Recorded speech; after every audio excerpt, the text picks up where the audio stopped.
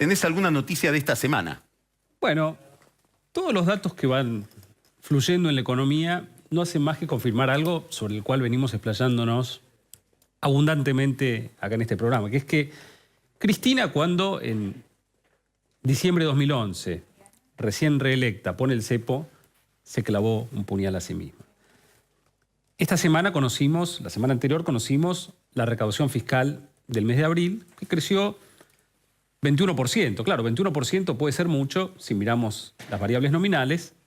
Con una inflación del 28% es una cifra muy, muy baja. Mientras tanto, el gasto sigue creciendo a este ritmo galopante del 37-38% y el déficit fiscal de los primeros 4 meses del año ya suma 70.000 millones de pesos, que compara contra 20.000 en los mismos 4 meses del año anterior. Un aumento muy, muy grande. A ver, repetí esos números, que son muy interesantes. Primeros 4 meses del año, 70.000 millones de pesos de déficit. Primeros 4 meses del año pasado, 20.000 millones de pesos de déficit. Y los primeros meses, más que se triplicó el déficit fiscal. Lo cual no quiere decir que se va a triplicar en el año, ¿no? Pero sí subió 50.000 millones de pesos en 4 meses. Primeros 4 meses. Tal vez esa es la cifra que hay que tener en cuenta. 50.000 millones en 4 meses, de repente en el año sube 150.000, 200.000 millones de pesos con respecto al año anterior. Entonces vamos a pasar de un déficit de 4 puntos del PBI a uno de más de 6. Es muchísimo. Ahora, uno no escucha a los candidatos de la oposición hablando del déficit fiscal. A lo sumo, cuando escucha hablar de la cuestión fiscal, vamos a la micro, ¿no? Aerolíneas, despilfarra, no sé quién se fue de viaje. La cámpora pone mucha gente en el Estado. Pero eso, el árbol nos tapa el bosque convenientemente, porque es incómodo para un candidato tener que hablar de qué va a hacer con ese déficit fiscal gigantesco, de lo cual conversa con sus asesores. Está claro que en la conversación con los asesores los candidatos conversan acerca de el tamaño del déficit fiscal. ¿Conversan o están pensando en la campaña y los asesores están ahí mirando estos temas hasta que algún día llegue la oportunidad de resolver? Yo te diría que las dos cosas, y en esa mezcla entre lo que le dicen los asesores y lo que le dicen los asesores de marketing, le dicen, mira, de este tema no hables. Ahora, es una sociedad que no está noticiada de que va a ser necesario un ajuste fiscal el año próximo, ¿no? Además, en general, existe la percepción de que la Argentina no solo tiene un déficit fiscal alto, sino que tiene impuestos demasiado elevados. Ahora, ¿por qué se produce ese problema de la recaudación? ¿Por qué la recaudación creció tan poco? ¿Cuál es la razón? Bueno, cuando decimos que Cristina se clavó un cepo, un puñal con el cepo, el cepo produjo un derrumbe fenomenal de las exportaciones. También hemos abundado sobre este tema muchísimo, pero las exportaciones hoy son 25.000 millones de dólares menos que hace 4 años. O sea, no solo no han seguido creciendo, sino que han caído. Eso es muchísimo. Y la estructura de recaudación de impuestos de la Argentina está muy basada en los impuestos a la exportación. ¿Por qué los países en general no ponen impuestos a la exportación? Porque, digamos, ¿De qué hablas? ¿De las retenciones? De las retenciones. Básicamente de las retenciones. Básicamente las retenciones, que en abril cayeron 35% interanual. Entonces, hay impuestos que crecen con la inflación, pero todos los impuestos vinculados al comercio exterior caen. Los países en general no ponen estos impuestos porque, claro, se ponen en un momento de bonanza, le sacamos a los exportadores, suben los precios de los commodities, pero si el gasto público acompaña ese aumento de los recursos, el momento de sacarlos es el momento de la malaria, cuando, por ejemplo, como este año, cae el precio de la soja 35%. Y en ese momento el gobierno dice, no lo puedo sacar, porque encima que cayó el precio de la soja y ya recaudo menos, si saco el impuesto, me desfinancio. Es un círculo vicioso. Es un círculo vicioso. Este tema fiscal no se habla. Es un tema tabú en la política argentina hoy, salvo cuando vamos a la anécdota. Pero no pasamos de la anécdota a la macro. Ahora, el otro tema del que no se habla es el cambiario. Es decir, ¿qué es sacar el cepo? Es tener un solo tipo de cambio.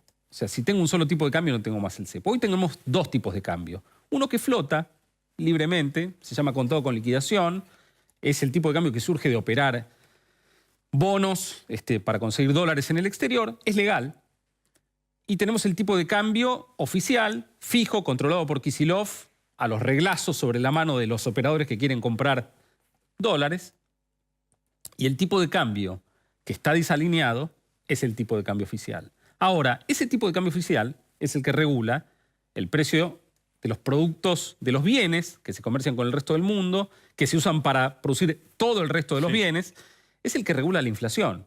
Y al regular la inflación también regula los salarios reales. Es decir, si yo voy a tener un solo tipo de cambio y el que se va a mover es el tipo de cambio oficial, la inflación va a ser más alta, probablemente el año que viene sea más alta que este año. O sea, vos lo que estás augurando es que el próximo año va a ser un año donde va a haber que hacer un ajuste fiscal. Así es. Vas a tener que devaluar. Así es. Y además vas a tener que controlar más inflación. Es altísimamente probable. Esa es, más o menos es la pintura de lo que vamos viendo del año que viene. Claro, digamos, en general uno escucha, digamos, que la inflación está determinada por la emisión monetaria, pero eso es en el largo plazo. La emisión monetaria hoy es muy alta, pero por muchísimos motivos, porque el gobierno mantiene el tipo de cambio, está retrasando el impacto de la emisión monetaria para el año que viene, y el canal de transmisión es el día que se devalúe la moneda. Ahí sí la inflación se va a parecer a toda la emisión que hice durante estos 2 años. Ahora, fíjate que, sí. Ahora, obviamente de este tema se habla menos aún que del anterior. Que un candidato salga a hablar, no, porque ahora... Voy a hacer un ajuste fiscal y voy a devaluar. Así es. Eso es altamente impopular, aunque, por supuesto, entraña algunos problemas en la relación con el electorado. Ahora, fíjate que esa impopularidad, al final, termina, este ocultamiento termina jugándote una mala pasada. Mirá lo que pasa en Brasil. Sí. En Brasil, Dilma Rousseff hizo campaña con la continuidad. Una campaña muy parecida a la de Scioli. Nosotros vamos a seguir con este modelo nos ha dado grandes satisfacciones. Llegó al poder, ganó por un pelito, asume la presidencia el 1 de enero, y desde el 1 de enero hasta ahora, Rousseff está llevando adelante un ajuste que era el que proponía su opositor, Aécio Neves. Así es. Está haciendo un ajuste feroz en las cuentas públicas, tiene que hacer un giro en la política cambiaria, tiene que hacer un giro en la política exterior.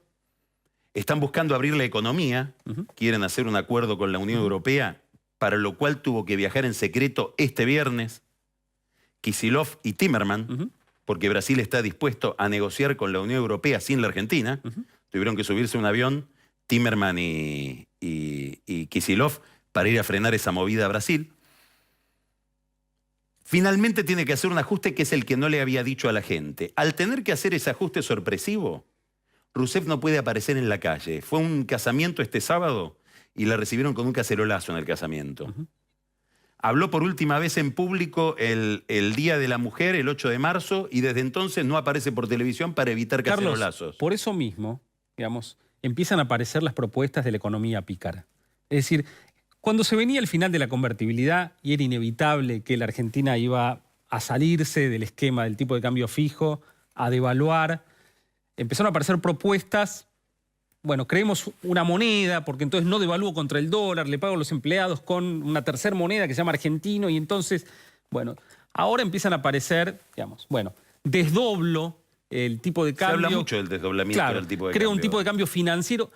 Es ridículo porque ese tipo de cambio financiero ya existe, y el problema que tiene la Argentina hoy, de su crisis de balance de pagos, de caída de las reservas, está en el tipo de cambio oficial, en las exportaciones que se derrumban. Y la otra propuesta que es, bueno, primero voy a bajar la inflación y recién después voy a dejar flotar el tipo de cambio, no te explica por qué va a bajar la inflación si todo el mundo sabe que el día que deje flotar el tipo de cambio, unos meses va a haber más inflación. Entonces, ¿cómo un sindicato se va a sentar a negociar bajo la premisa de que me dijiste que vas a bajar la inflación para después devaluar gracias a que yo te acepté una paritaria más baja? Este es el dilema de los candidatos. Ahora vamos a ir a un corte muy breve